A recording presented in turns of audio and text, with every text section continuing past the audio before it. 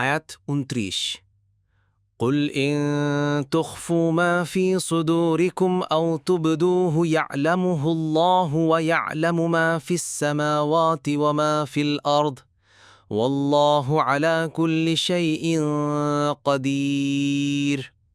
অনুবাদ, বলুন, তোমাদের অন্তরে যা আছে তা যদি তোমরা গোপন করো বা ব্যক্ত করো, আল্লাহ তা অবগত আছেন।